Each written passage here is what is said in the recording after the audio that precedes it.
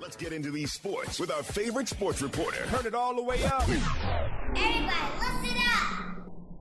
Everybody, stop what you're doing. And listen to The Alpha Male. What's going on, everybody? You already know what time it is. It is me, he is I, and I am him, I am he that they call the Alpha Male. Welcome to Alpha Male Sports. I am he, of course, the Alpha Male. I just said it already. But, man, welcome to Alpha Male Sports. It is Friday, the end of the week, the last day. It is a messy Friday. But granted, we are here. We are happy. I know I'm happy. Hopefully you are, too. Got a lot of good stuff on the agenda today. Of course, last time I spoke to you all, we were just getting ready to talk about the Super Bowl. I was getting ready to decide who our Super Bowl winners, our picks were going to be. But we're not going to jump into that just yet. Okay, we got to get the show started. First, let me go ahead and start off by saying this. Make sure you guys follow me on all of my social media. Here's how we're going to run it down.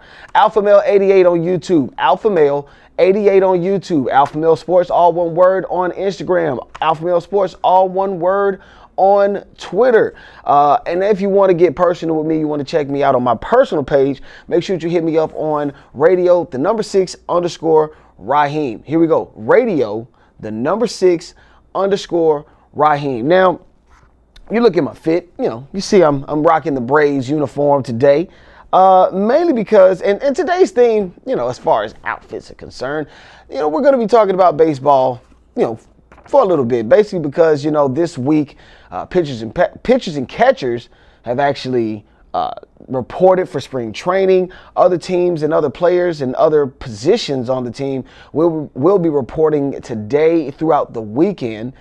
So just know that once one season ends, another season begins. You got the Atlanta Braves. They reported back on the 16th. Other positions will be reporting on the 21st. Then, of course, your champion, Philadelphia Phillies, they reported around the exact same time, and their other positions will be reporting on the 20th. I mean, a lot of good things as far as baseball is concerned. The Cactus League starts, Grapefruit League starts on the 24th and the 25th of February going into March. Then, of course, you have all of spring training. You have the World Baseball Classic, which teams at spring the training facility starts on March 8th through the 9th.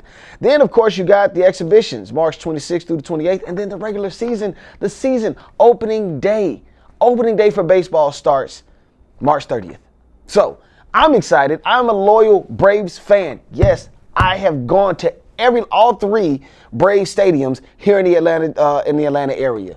Okay, went to Fulton County Stadium, went to the TED, and then I also went to this new one, Truist Park. So I've been to all 3 of them. I am a loyalist through and through. I was here for the championship back in 1995. I was here during last year's championship, or the championship before last. You get what I'm saying. I am just a Braves fan. You can see it on my face. You can see my excitement. My nephews are starting to play baseball. They're starting to fall in love with it. So definitely want to try to continue the trend, try to continue what I know to be true is, baseball is a fun sport. And I hope that everybody takes their opportunities to dial into it. Later on this season, I will be bringing in a few more let's say experts, if you will, baseball experts. They're going to be coming in and keeping you all abreast of what's been going on during the baseball season. But doubling back just a little bit, reel it back just some, we got to talk about the Super Bowl, okay?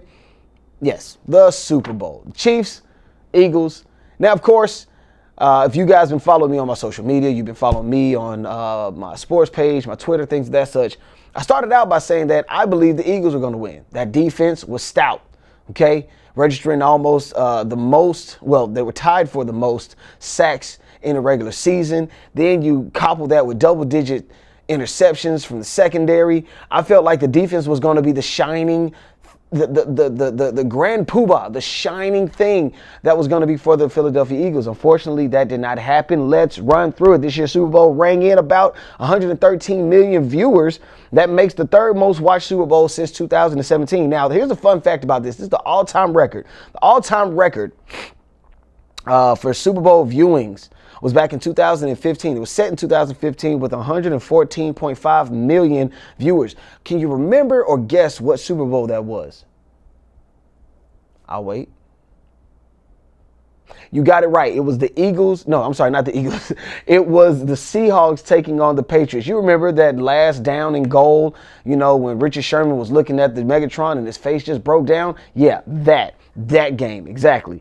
So with that, I was thoroughly impressed with the gameplay and the game plan by the Philadelphia Eagles originally within the first half. Now, I've always said to myself, and just to other people as well, I feel like the best way to keep a superstar quarterback or a potential Hall of Famer or a Tom Brady-like quarterback, one of the best ways to compete or even be in competition with these types of quarterbacks, the best way to beat them, of course, would be to keep them off the field. Now, if you check out the time of possession, Eagles had 21 minutes and 54 seconds time of possession as far as offensive possession was concerned in the first half, to the Chiefs 8 minutes and 6 seconds. So, of course, it's going to be a 10-point differential within the first half. Nonetheless, the Chiefs are arguably the best team in the league right now, arguably on the verge of what could possibly be a dynasty, 4 AFC championships in 5 years. No, 5 AFC championships in 5 years, 3 Super Bowls, 2 Super Bowl wins, 1 Super Bowl loss. Just break that all the way down. And so now in the second half, it was definitely a big turnaround for the Chiefs, holding the Eagles to only 11 points in the second half. And really the major game changer for me, outside of the holding penalty that we all gave the defensive back for the Philadelphia Eagles a hard time for, and not even just the fact that they weren't able to even get a hand on Patrick Mahomes. For me, it was the 2 second-half quarterback touchdowns. Well, actually, 2 second-half touchdowns, and finally the 26-yard run on a bum leg to put the Chiefs into what is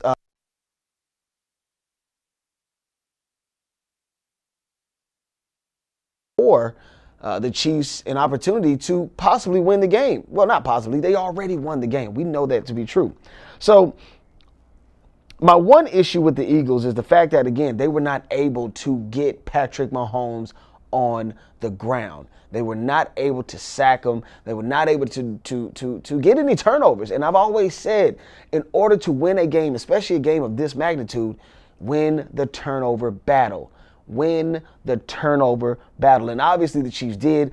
Of course, there was a pivotal mistake on behalf of the Eagles and Jalen Hurts. We all saw the rollout, and somehow he fumbled the ball on his own. It wasn't like he was exchanging it with any other players.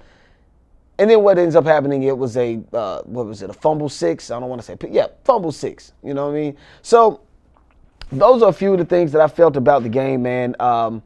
It was tough to see it that way, see how it unfolded. I mean, the game was full of excitement. 35-38 was the ending score.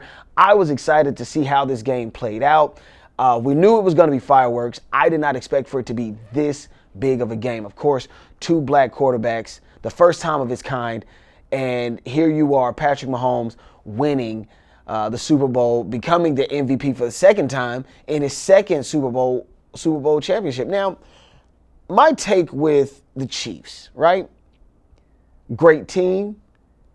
Patrick Mahomes is a great guy. You love him. You like him. You know, he's a married man. He's a noble guy. Not too many issues on and off the field. So here we are with the Chiefs. Andy Reid, he's already been through it once before. He was an Eagles head coach in the NFC years ago.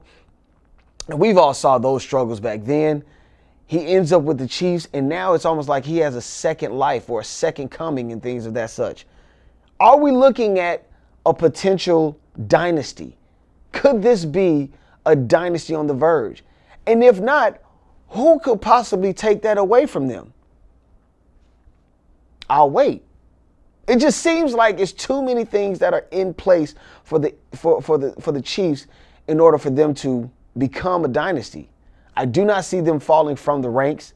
And if so, you tell me. I mean, yeah, you got Joe Burrow out in Cincinnati, which I've always felt like that Joe Burrow is really, I felt like he was, not statistically, but just as the game goes, I felt as if he was one of the better quarterbacks. But as you can see, the gamer in Patrick Mahomes, he has surmounted himself as the best quarterback. But again, my question to you is, Are the Chiefs on the verge of a dynasty? Are the Chiefs the new Patriots? Ever since, Jordan and things of that such, we're always looking to match somebody up with the next best thing. When you had the Patriots, they went on this crazy run throughout the early and mid 2000s to the 2010s. And now here we are. And all of a sudden, these guys are like the Chiefs, we're trying to figure out if they are able to become a new dynasty. Now, as far as, let's say, the Eagles, they have a tougher road ahead. They lost two of their coordinators, one defensive and one offensive coordinator, to new jobs in the NFL. And let's go through it. Let's see what the NFL looks like for next year. All right. So, of course, we have new head coaches in new places. All right. Let's start with Frank Reich. Frank Reich, who was the former head coach of the Indianapolis Colts, is now the head coach for the Carolina Panthers. Carolina's former head coach, Matt Rule, of course, was left out. Frank Reich, who was once a first quarterback for the Carolina Panthers, he is back, and now back when they were an expansion team, but now he's their sixth head coach. He is, of course, brought in to help the quarterback situation that they are faced with. You have Sam Darnold, who is a number one draft pick, but of course it seems like that is a missed draft pick or a missed pick by the teams in the NFL, by the Jets, if I'm not mistaken. So we understand that Frank Reich is going to be there, but can he fix the issues in Carolina? I've heard some pundits say that Carolina, they're one player away, one quarterback away from being a playoff team, a playoff contending team, or at least winning the NFC South. Because as we know it now, because Tom Brady has left, the NFC South is wide the freak open, right? So we just know it to be that. Sean Payton is no longer a saint, thank God, because he's given all of us in the NFC South fits for years. But Sean Payton, he's no longer a saint. He is now with the Denver Broncos.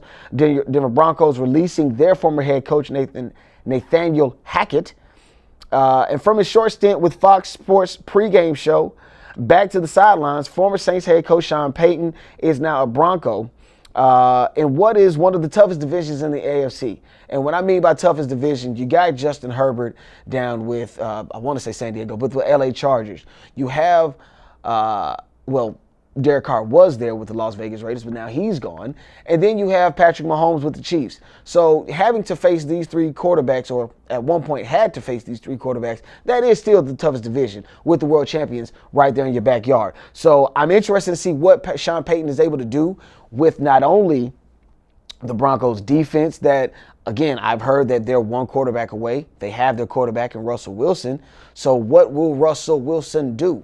Will he be able to get on the same page with Sean Payton? Will Sean Payton be able to work with him and get him all the pieces that he needs in order to win and win at a high level and potentially compete for a division title? Because we're not going to talk about a Super Bowl right now.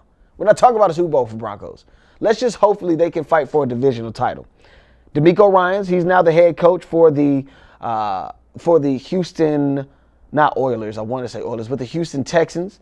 Of course, you have, he was the former head coach, Lovie Smith, for the Houston Texans. He's now out. Former San Francisco 49er defensive coordinator, DeMeco Ryans, who's one of the few defensive coordinators to get jobs, or the few defensive coaches to get jobs. One of the biggest parodies in the NFL right now is the fact that a lot of offensive-minded guys are going to teams in hopes to possibly revitalize the offense, make more points, put points on the board, put butts in the seats.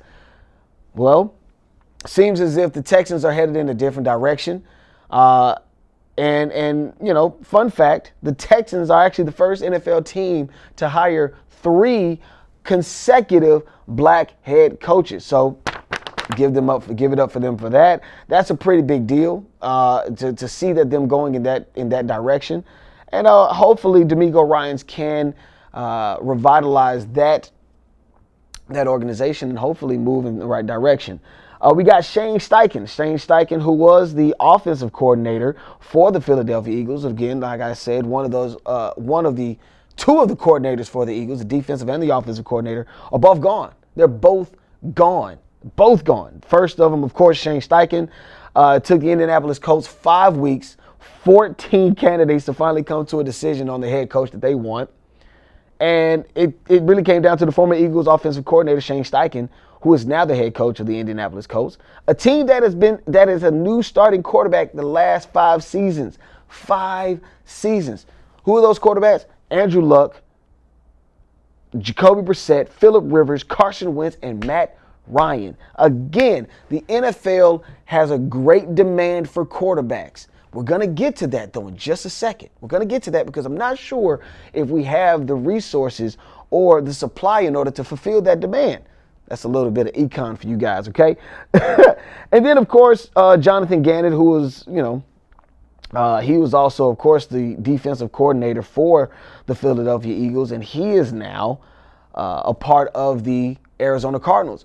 My question to him, though, and this is something not even to Coach Gannon, Jonathan Gannon. That's nothing to Jonathan Gannon. I will ask that, but it's more so what I'm interested in seeing. Will he be able to handle Kyler Murray? We saw the issues off season last year. He had the contract implication where you had to go and do film. You had the contract issues with your team. We had the big blow up. We thought that Cliff Kingsbury was going to be the coach to help get you there after a few seasons. Obviously, they're not headed in that same direction. We have a defensive coach who is going into a team where we're not sure what we have at the quarterback position, meaning the Arizona Cardinals. So what happens here? What happens here? What does Coach Gannon do here? Will he be able to work with Kyler Murray? If so, this might be a match made in heaven. If not, I really feel as though the Cardinals need to reevaluate Kyler Murray and if he is the quarterback of the future. In my opinion, I feel like Kyler Murray's on the hot seat. That's just how I look at it. I feel like Kyler Murray's on the hot seat. And then, of course, moving beyond the coaches who have gotten coaching jobs and the coaching vacancies in the NFL, you got to think about the quarterbacks that are on the move. Because as I've mentioned, like the Carolina Panthers, like the Las Vegas Raiders, like the Green Bay Packers, a lot of these teams need quarterbacks. They need quarterbacks or are in a drama or issue with their quarterbacks, like the Green Bay Packers, like the Las Vegas Raiders. But let's go down the list of quarterbacks who are free agents this upcoming season that I feel as though are noteworthy, or quarterbacks that'll at least go into a situation knowing that they will have an impact on the team. You got your Aaron Rodgers, of course, Lamar Jackson, and Derek Carr. Those, in my opinion, are the top 3 this offseason. After that, you got Jimmy Garoppolo, Teddy Bridgewater, Geno Smith, and Daniel Jones. Daniel Jones, of course, entering his first playoffs this last year. So now we know what we're dealing with in regards to these quarterbacks. A few quarterbacks that, again, I don't see making that much of a difference. Teddy Bridgewater, of course. Daniel Jones and Geno Smith, I feel as though they have the right, I guess, timing, if you will. Geno Smith had a great season, the first season after Russell Wilson leaving the Seattle Seahawks. And so now you have a situation where he can possibly go back to the Seahawks and say, hey, I gave you guys a product. I took you guys to the playoffs. What else do you want from me? The least we could do is give this another round. And I think they're going to go give it another go with Geno Smith. Daniel Jones, of course, his head coach is the coach of the year. Daniel Jones, of course, took the Giants not only to the playoffs, but you got a wild card win against the Vikings, which I've always said the Vikings were a shell of a team anyway. And then moving forward from that, you go against the Philadelphia Eagles, who ended up being the NFC champions. You know, we can set it up to where Daniel Jones can possibly stay back with the Giants. So I can see Geno Smith going back to the Seahawks. I can see Daniel Jones going back to the Giants. But when you look at Jimmy Garoppolo, right, and the situation with the San Francisco 49ers, you have 3 quarterbacks. 2 can stay, in my humblest opinion. 2 can stay. And I feel as though Jimmy Garoppolo is one of the few quarterbacks that could possibly land somewhere like a Carolina, like a New Orleans. He can end up in one of those places and be a factor, or can help these teams not just become playoff contenders, but hopefully division contenders as well. And the NFC South, like I said before, we're hurting for quarterbacks. So there is a direct need. Lamar Jackson. You know, again, I've said it before. In the Atlanta area, a lot of people have been saying we need Lamar Jackson. We don't have a quarterback. We're not sure what we have in Desmond Ridder. Let's get Lamar Jackson. And I've always used this analogy in regards to the Atlanta Falcons. You know, you have a lot of money in cap space. We know this. You have the opportunity to go and get all of the groceries that you need this season, this offseason. Why spend all of your money on Lamar Jackson when you can load up on a lot of one-year deals? Not even one-year deals, rookie deals, one-year deals, veteran deals. Why spend all that money on one need when you can fill all of the needs? My mom used to always take me to the store during Christmas time, and she'd give me like $200, and I'd automatically go straight to the Jordans. I want the Jordans right there, $220. That leaves me, well, I need an extra $20 from my mama, right? And she would just say, listen, you can take that $200, buy those shoes, and that'll be the only bit of shoes you have left. That's all of your money gone. Or you can take that same $200, get you a pair of jeans, you see where I'm going with this? You can make more with spending your money wisely than to spend it all on Lamar Jackson. So we get all of that. But with all of that being said, you know, it's just interesting seeing how these teams are going to play it out. These teams like the Las Vegas Raiders. We all know that we're waiting on Derek Carr to decide where he's going with his no-trade clause in his contract, already telling the Saints that he didn't want to go there. So we know that there's going to be some crazy drama going on this off season. We know this, so I'm pretty excited about it all. I'm very excited to see how these things play out with these quarterbacks because I'm telling you right now, it's a lot. And also, too, don't think that we're not on Brady watch, though he said that he's not coming back and he has given his letter to the NFL stating that he will be retiring. I'm still waiting until the season starts next year because you know the teams are going to be reaching out trying to go get Tom Brady. So we'll see how that plays out. But the notable teams that do need quarterbacks, the Las Vegas Raiders, of course, Green Bay Packers, who already have Jordan Love. They just need to decide what they're going to do with Aaron Rodgers. The New Orleans Saints, who have Jameis Winston. The New York Jets, who have said that they just need Aaron Rodgers. They've already reached out to the Packers. They're already working on the deal. So hopefully that could be a landing spot for them. The Indianapolis Colts, again, for the last 5 seasons, have had 5 quarterbacks. So, of course, the Indianapolis Colts are in dire need of a quarterback. Washington Commanders and the Tampa Bay Buccaneers. So there's a high demand for quarterback. I'm just not sure if there's an adequate supply. And we'll see how this plays out with the draft and things of that such. But moving on, before we head out of here, people, just know that this weekend we have some spring football headed out this way, man, rolling out. The Rock with his new league, the XFL, The Rock, Dwayne Johnson. Yes, February 18th, this Saturday, tomorrow, the XFL will be starting. Let me give you guys some notable players from the NFL that are in the XFL. Martavius Bryant, he's going to be playing with the Vegas Vipers. Josh Gordon, you guys remember him? Yes, he'll be playing with the Seattle Sea Dragons. Paxton Lynch, former quarterback, he'll be with the Orlando Guardians. The Vic Beasley, we all remember him, former Atlanta Falcon, defensive end, sack leader.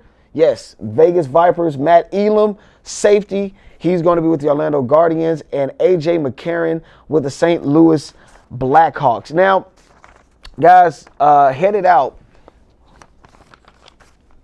of the show today, I had the opportunity earlier this week to do an interview with really a bright kid, an up-and-coming basketball player, a senior out of Cale High School, goes by the name of Aaron Smith. When I tell you guys, this kid is mellow, he's cool, but when he gets on the court, it's a whole nother switch.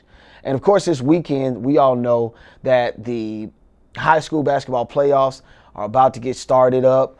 So those of you who are excited for high school basketball sports in the state of Georgia, make sure that you are up and ready, guys. But I want to pass it to my interview with Aaron Smith, small forward out of Cale High School. He is headed to Alabama A&M. Really good interview. Take a listen. People, so, of course, we have the gentleman right here, Aaron Smith, small forward out of Cale High School, out of Marietta, Georgia, man. How are you, good sir? I'm good. How are you? I'm pretty good. Now, you know, just be comfortable with me. You know, this is a chill vibe. We're here with HBCU Game Day. Yes, sir. There is a reason for that, so we're going to get into all of that. But before we get any further, who is Aaron Smith? I want you to let everybody know, who is Aaron Smith? Aaron Smith. Aaron Smith is a chill athlete. He doesn't really like talking to everybody for real, but he is a very social guy. He's open to everybody. He's willing to make friends, communicate, do what he got to do to get what he got to do. Okay, so now, out of Cale High School, very competitive school, Yeah. in a very competitive league. You just came off of senior night. How did that, like, first, give me that feeling. What did that feel like as far as, like, senior night was? It felt good, but it really hit me that I was a senior. Right. When I walked through. Any tears come down? No tears from me. Parents. My mama. Your mama cried a little bit. My mama. They normally do. They normally do in senior night. And so with that being the fact, man, you're a senior in high school. Only two losses this season. One from out of state, the other one from in home against Grayson, overtime game. Do you expect to see Grayson again somewhere down the line? No, not this year. They're not in the region. Oh, they're not in the region. Gotcha. But how did that feel? I mean, only two losses this season. You do have to feel pretty good about that. But what are your expectations for the playoffs? Going in and playing hard. We're just coming out to win. Okay. Now, this year you guys are ranked number 4. Am I right? Number 4 in the state? In the state, number 1. Number 1. I stand corrected. But nonetheless, going into the playoffs, everybody's going to have a target on you guys' back. How do you guys adjust to that? How do you all adjust to that, knowing that, you know what, everybody's gunning for us with a number 1 spot? We want to maintain that and hopefully walk away with a state championship. Well, we've always had a target on us. Everybody's always been gunning for Cale. So we're just going to keep it simple. It feels good, doesn't it? Yeah. It feels good to have that target on your back a little bit because it lets you know that there's something that you're doing correct. Yeah.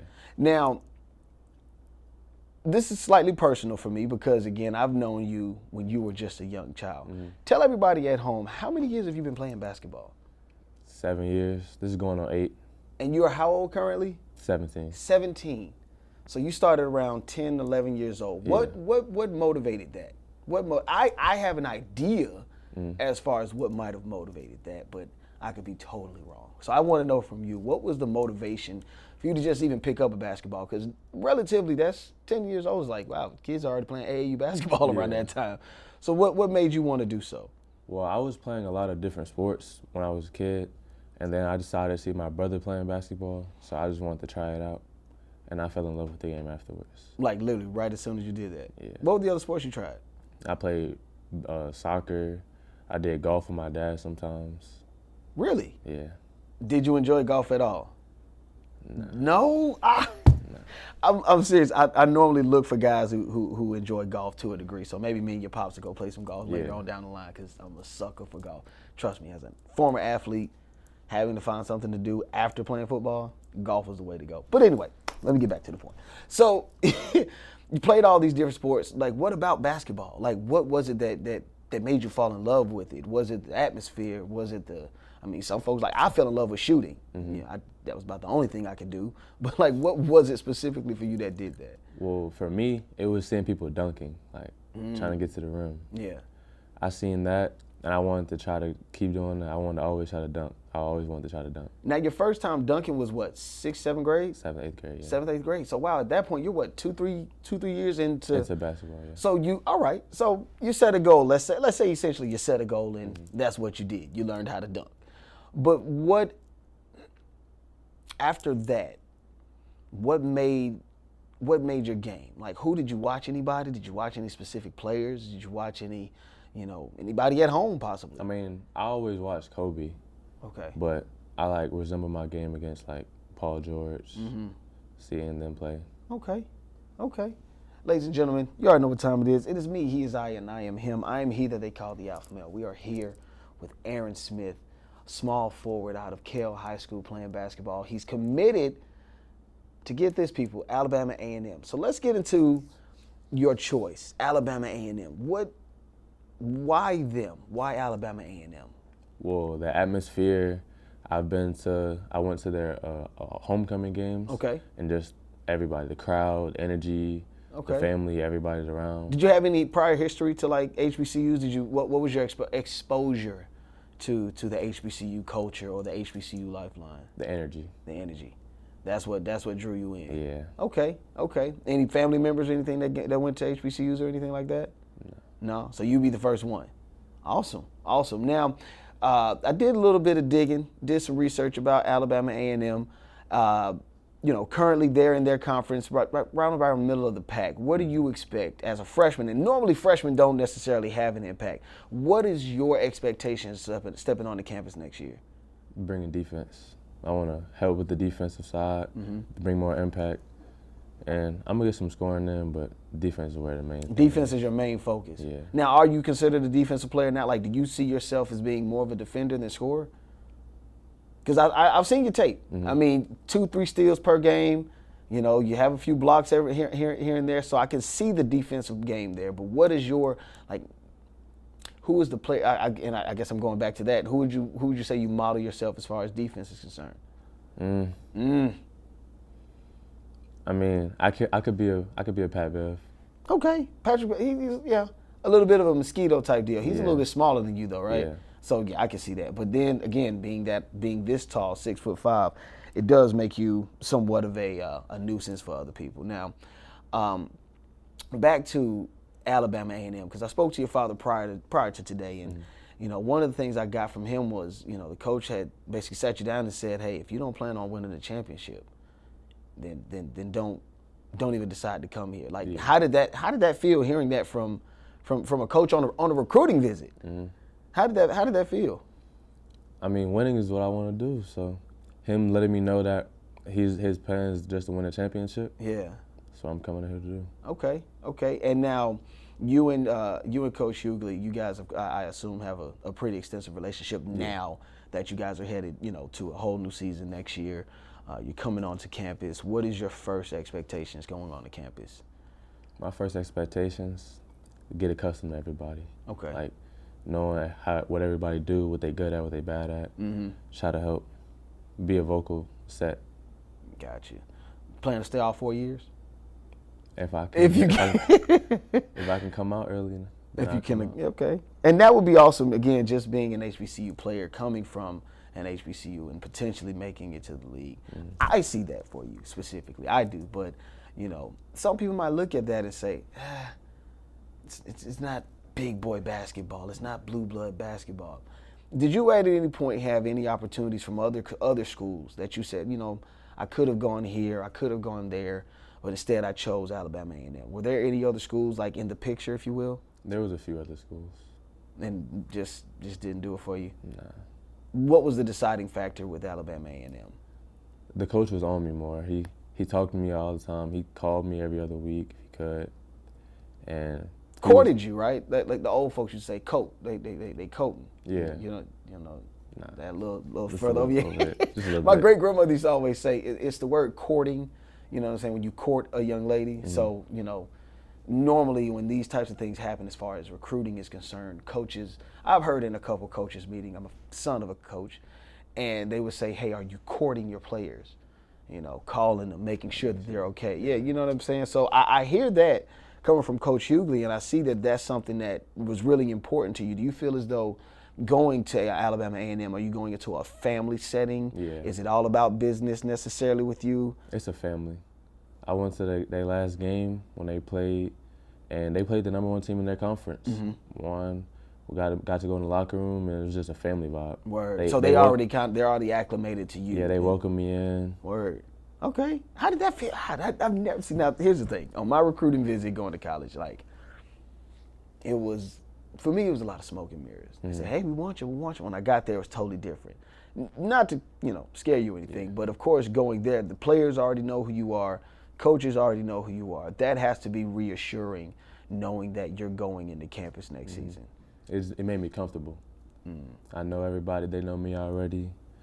I don't have to learn nothing new. I don't have to worry about nothing. Yeah. I know them. I'm here for business. Right. But it's a family still. Now let's have a little bit of fun. All right. Let's have a little bit of fun. the HBCU culture, right? We hear about the HBCU culture. Plan on pledging any fraternities? Nah. No? Okay. Okay, listen, that's okay. It's okay. You ain't got to tell me. You ain't got to tell nobody else. It's just spitballing here. Well, besides that, I mean, I heard you mention homecoming and things of that such. And as a basketball player, you do get to enjoy, things of homecoming. And at times, the college experience, not just HBCUs, can be slightly distracting. What are the things that you're doing now that keeps you focused, keeps you centered, keeps you locked in? What are the things that you're doing now that I know for sure you take it on the campus, you'll be able to dial into what you were there for originally? Yeah. I work out a lot all the time, mornings, sometimes night, late nights. Right. I get invited to parties and stuff. I don't go to the parties. Okay. I'm not a party type of guy for real. Yeah. So I'm not really worried about the parties. I can enjoy myself, yeah, but I don't have to be in a big crowd with big groups. In a big mix or whatnot. Yeah, I don't have to do all that. Yeah, trust me, it's nothing there. It's nothing there. It's nothing there. But I mean, and to a degree, I mean, how do you relax? Because again, you still enjoy yourself. I still have my group of friends. I can get accustomed to some people there and get another group of friends. I can still be fine. I don't have to be in big crowds, big areas. Right. Being in the mix, I can understand that. Now, a couple weeks ago, a former teammate of yours, Scoot. I always want to put the MP. I don't know why. Scoot Henderson had his jersey retired at your high school. Was looked at to be the number 1 or number 2 draft. Soon to be drafted into the NBA. This upcoming draft class. I wanted to know, because I saw that connection between you and him when he was there. What about him that you see that makes him as great as everyone says he is? Well, on the court, he's a whole new person. Like off the court, he's a kind, chill guy. He open to everybody. He speaks to everybody. He's not mean. He's not Hollywood. He's cool. Right. On the court, he a dog. He don't talk. He just play. Now, how did that affect you? Because again, I've always seen players, even in my time playing football, the great ones always expect more out of the people that's around them, and you were pretty close to Scoot. So, how did his game or his intensity during practice, during the game, how did that influence you? He always pushed me. Like, if I messed up on something or if I didn't finish a play right, he'll push me. He'll make sure I get it right, or he'll make sure I do it right then. He helped me build up confidence to play my game how I play. Did he at any point, like, I guess, proverbially pass the torch to any player on the team? Because I know that, again, in the culture of sports, sometimes it can be somewhat of a passing of the guard from one leader to the next. I assume you see yourself as a leader on the team this year, correct? So what are some of the things that you guys did that he did that basically reinforced this form of leadership on the team? Well, verbally, we speak, so I talk more with the team, make sure everybody's straight in their spots, they doing what they got to do. It's more of like he passed it to the team, really. Okay. But I opened it up. Right. No, I get it. And you are, again, being a senior leader on this team, I hope nothing but the best for you guys, man, especially going into this year's playoffs. I know how intense Georgia basketball can be, and a lot of times people definitely overlook it. But if you look through the NBA, through college basketball, in any city, state, or whatnot, you know that there's a kid from Georgia there at some point. So again, ladies and gentlemen, this is AlphaMale Sports. We're sitting here with the great, and I'll say it early, the great Aaron Smith, who is committed to Alabama A&M University. Next season, you're going to be headed down there. So best of luck to you there. Best of luck to you for this year's playoffs. And I'm excited, and I'm expecting to see more from you. Definitely let me know after the show where I can get tickets for next season. I'll pull up, you know what I'm saying. Pops, make sure your dad get me, man. It's good to see you, brother. And there you have it, people. There you have it, man. Great interview with Aaron Smith, man. I enjoyed my time talking with him. His dad He and I actually know each other from playing basketball and things of that such. I need to check with him and see if he is going to follow through with that golf thing. But as we head out, man, make sure that you guys stay tuned. Next week we will be talking about the state of the NBA post-trade deadline, and it's the second half of the basketball season. Yes, this weekend it will be the NBA All-Star Weekend. You got the three-point contest with Tyrese Halliburton, Tyler Hero, Buddy Hield, Kevin Huerter, former Atlanta Falcons, Atlanta Hawk, Damian Lillard, Lauri Markkanen, Julius Randle, and Jason Tatum, a couple stars there. And then in the dunk contest, you have Tyree Murphy III, Jericho Sims, Mac McClung, and Kenyon Martin Jr., of course, Kenyon Martin's son, the Kenyon Martin, who played for the Nuggets all those years, you know. His son will also be in the dunk contest. A couple non-notable people, but, you know, we get what we can take. You know what I mean? So I'll be excited to see how that goes, how that looks. Stay on the lookout for next week. We'll have some highlights, and I'll give some lowlights as far as that is concerned. But, hey, it's the AlphaMale, people. You already know what time it is. It is me, he is I, and I am him. I am he that they call the AlphaMale. Hey, great Friday. Have a great weekend. I'll see you guys on the other side. Peace.